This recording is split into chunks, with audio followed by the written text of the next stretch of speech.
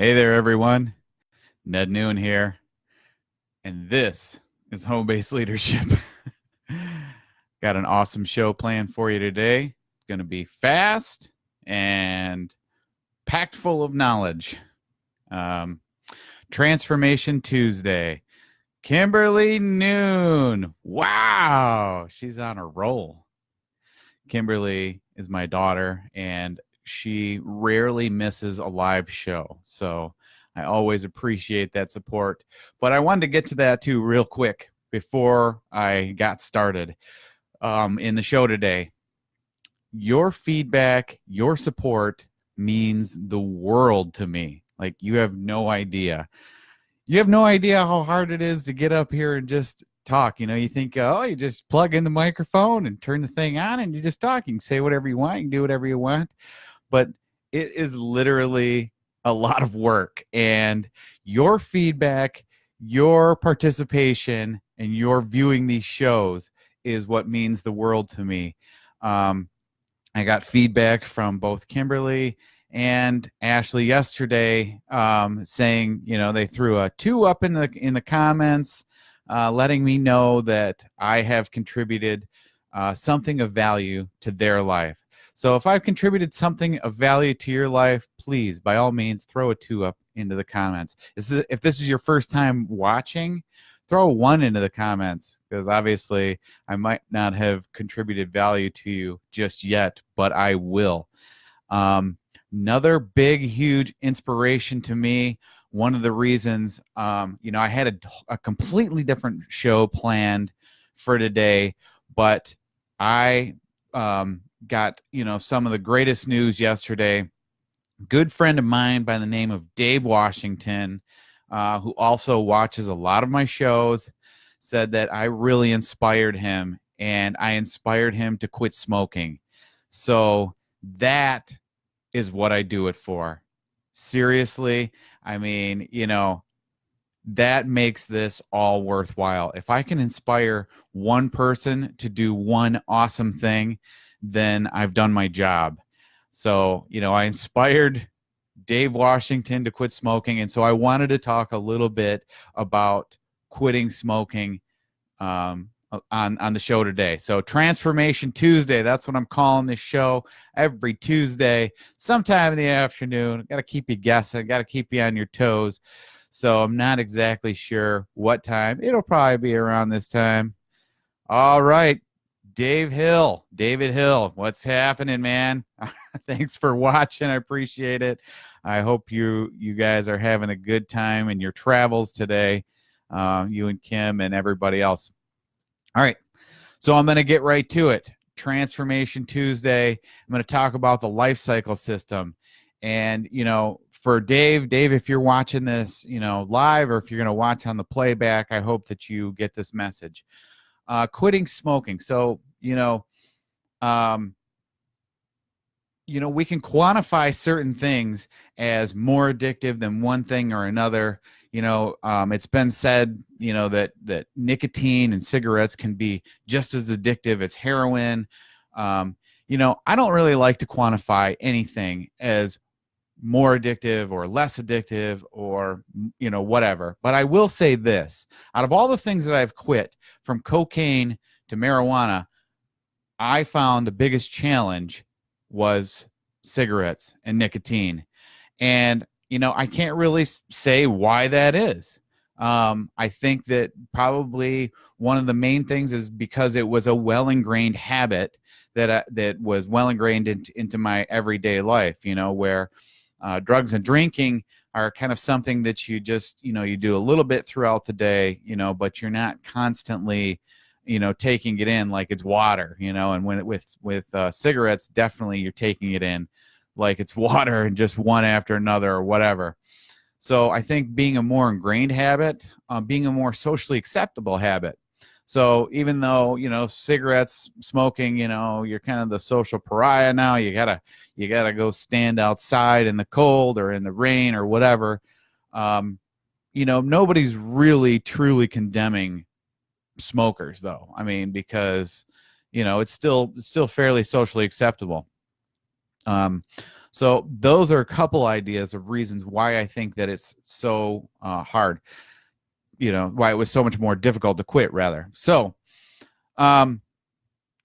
using the life cycle system to quit cigarettes or anything else is the best system that I've discovered for quitting. And I'll tell you why. Because quitting is not a forever game. It's never going to be a forever game. And so when you're trying to make a lifestyle, whether it's quitting cigarettes, stopping picking your nose or biting your fingernails, or, whatever it is that you do that you want to stop doing, it's never going to be a forever game. So the minute you can change your mind, your mindset into not convincing yourself that this is going to be a forever game, that's when you're going to start to win. All right. So with the traditional systems, the 12-step system, they talk about quitting one day at a time. So I have a big problem with quitting one day at a time, and this is why. Because if I focus just on quitting for today, or quitting for this hour, or quitting for this minute, guess what's going to happen? The next minute is going to come, the next hour is going to come, and the next day is going to come. And I'm going to have to continually be using my mental energy, my mental focus, and my mental powers to overcome that next minute, that next hour, that next day. So that's why one day at a time doesn't work for me. If it works for you, keep doing it. Whatever works for you, keep doing it. What I've discovered is setting a commitment to quitting for 1 year. So for a whole entire month, for a whole entire year. And whenever the urge arises, then, okay, I want to quit. I want a cigarette. I want whatever it is I want. Then I look at the calendar and say, okay, I've made it this far. This is how far I have to go. Because when you quit something, you quit with a whole bunch of good feelings, good intentions, good energy. Usually you quit because you're sick of a lot of things. Quit smoking because you're sick of feeling like an elephant sitting on your chest on a hot, humid day. Or you can't just go for a simple walk or walk up and down stairs. You're winded, you're out of breath, and you're sick of it. So you decide to quit. You're sick of spending money on cigarettes. You're sick of whatever. When it comes to other things, drinking or drugs or whatever, you're sick of the drama, or you're sick of feeling like you have to get up and have another drink, or you're sick of whatever it is. You're sick of something so much that it's going to propel you to make this action, to take this step.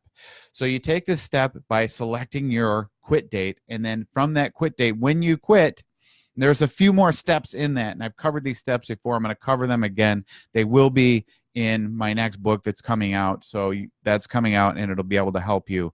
But for now, you pick the date, you quit. Now, because you were sick of it and there's all this good energy, you're going to be propelled forward for a little while, for a few weeks, maybe even a few months, especially, when there's somebody else involved, when it comes to smoking, and maybe your spouse doesn't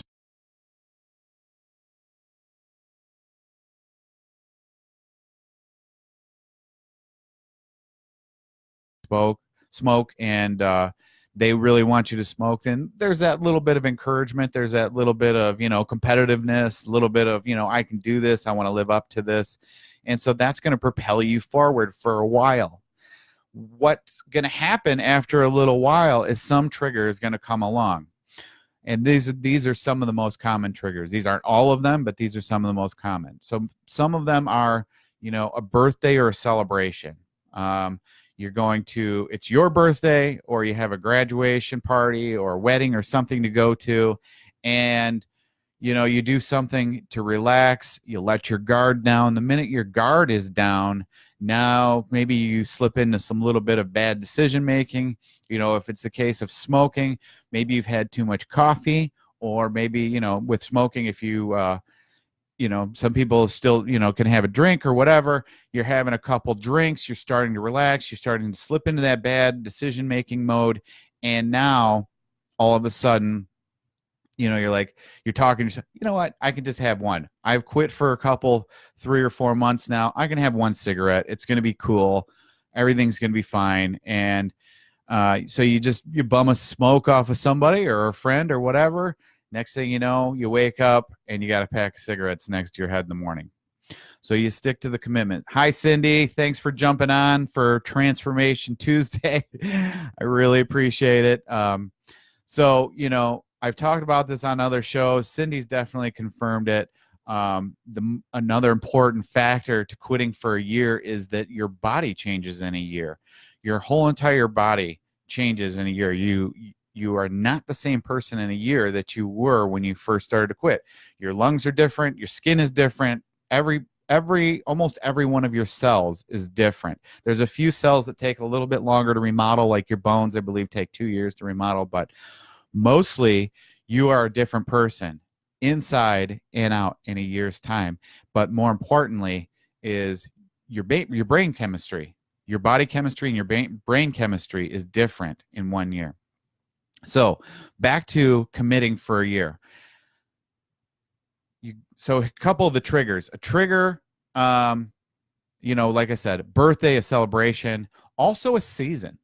A season can be a trigger. So if you quit in the summertime, bravo. I mean, that's awesome. If you can quit in the summertime, and generally if you're quitting smoking in the summertime, it's because you can't breathe and you want to do physical activity outside, and you're finding that smoking all the time is making it difficult to breathe. So, but bravo to quitting in the summertime, because, I don't know about you, but I associate summertime with relaxing. And we oftentimes associate our habits with relaxing. So I quit in the wintertime, and when it got to be summertime, I found a lot of my first summer to be very difficult, because I'm going out. Of course, I could have a drink or whatever with my friends, but that would just kind of lead down a slippery slope of relaxing, because I always associated, I never smoked in my house. Once my first son was born, I stopped smoking in the house. And so I always associated a better time with smoking cigarettes in the summertime, because I could stand out on the porch and I could watch people drive by and I could enjoy the sunshine and the fresh air and all these things. And I associated smoking in the summertime with relaxing. So a season can be a trigger. The next thing that could be a trigger is stressful situations, like a job interview or a family party that you have to go to. So like maybe a Christmas or Thanksgiving or something like that, especially a Thanksgiving. If it comes to cigarettes, smoking and food go hand in hand. So cigarettes at Thanksgiving was always a big deal too, because a lot of family members smoke. So you finish the meal, you want to go out, you want to socialize and have that cigarette.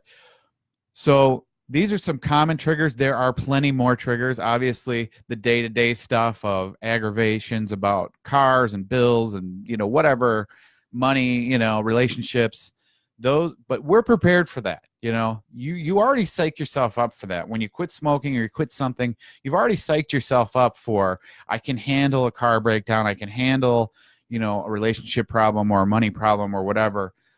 So you've psyched yourself up for that. And those are definitely triggers. But looking at a more broad, general aspect of different triggers when it comes to something like smoking.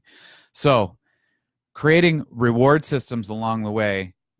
I say that if you reward yourself after the first 120 days, because for about 120 days, you've made it 1/3 of the way. And in that amount of time, no doubt you have seen a little bit more money in your pocket, a lot more time, a heck of a lot more energy, and you've overcome a whole bunch of these triggers. So it's time for reward, and it's time to go out and do something like treating yourself to something nice, like maybe a massage or just a nice vacation, nice dinner out, something, splurge on something. That's the main thing.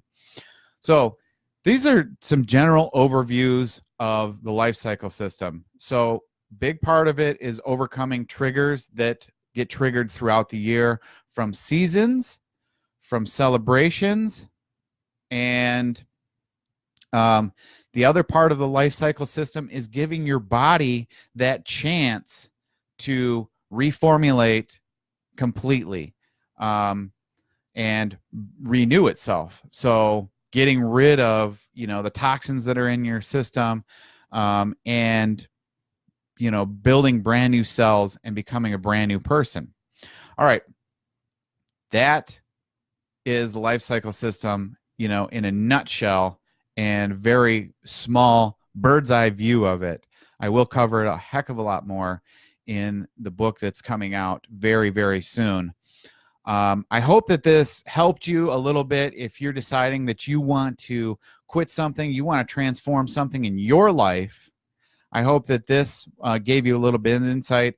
And for my good friend Dave Washington, Dave, I am so unbelievably over the top excited that I inspired you to quit smoking, that I inspired you at all to do anything. But I hope that you watch this video and also, gain some more knowledge from it, so that, as you're moving forward in your first year in this quitting journey, that it's going to help you.